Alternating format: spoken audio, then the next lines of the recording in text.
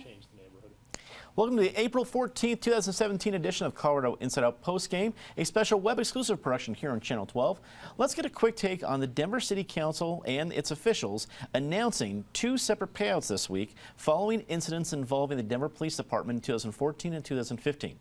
In the case of the controversial shooting of 17-year-old Jessica Hernandez, the city of Denver agreed to pay the family $1 million and vow to no longer voluntarily release criminal histories of individuals they've killed.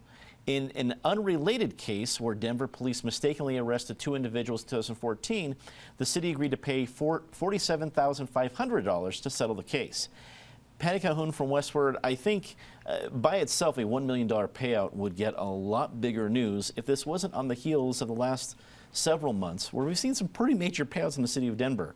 Was this the right move for the city? I think it was. This was a case they wanted to put behind them. We've already seen that the police have changed their policies on when to use force, when to use guns in situations like this. There's no question she was not an angel, but that wasn't the issue here. I mean, the issue was, were there other ways to stop? Clearly a young girl. No one knew that she was gay. No one probably knew that she was Latino, but they knew that there was a girl behind the wheel here. There were other ways they could have stopped, and the city has admitted they've changed the policy already. Obviously, everyone needs to be a little more careful, but sometimes these lawsuits seem to be the price of doing business when you're not doing business well. David Kopel from the Independence Institute and DU Law School. The city officials said they went for the settlement because a trial would not only be expensive but painful. That's what you say when you do things like this. Do you agree? Was it the best move? It doesn't seem like that to me, but all I know is what's in the newspapers. And when you practice law, you know, the case that you know that you're handling, you understand it in all kinds of things about it that never get into the newspapers, understandably. Based on what's in the newspapers, I can't see how this could be $1 million case. This was a person who was trying to run over and kill a police officer who was shot in lawful self-defense by that police officer. At least how that's the newspaper stories I see. Maybe there's more evidence, different evidence that hasn't come out yet, but it's hard to understand from the outside.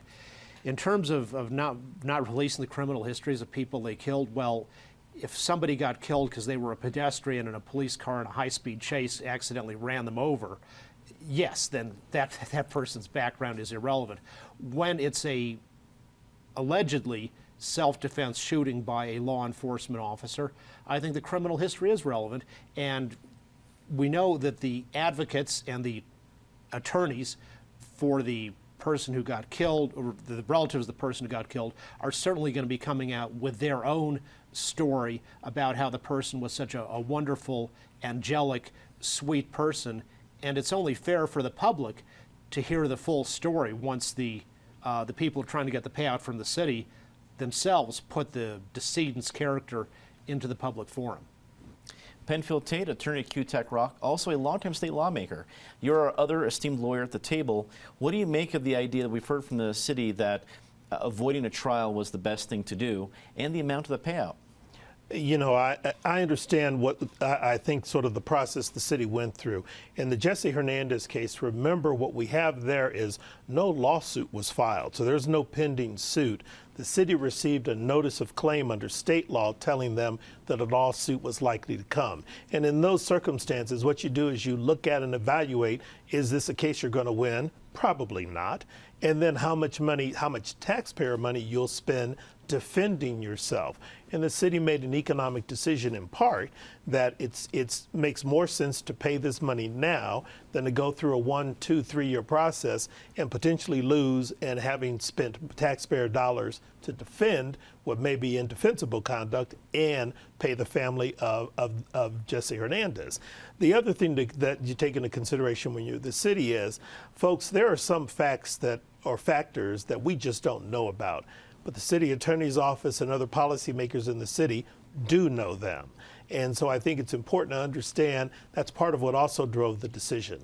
One other thing about the other case that we haven't focused on too much that I find very interesting, the payout was much smaller, but in many ways that conduct was equally egregious because the city paid $47,000 to two people who were charged with a crime and then had charges dismissed.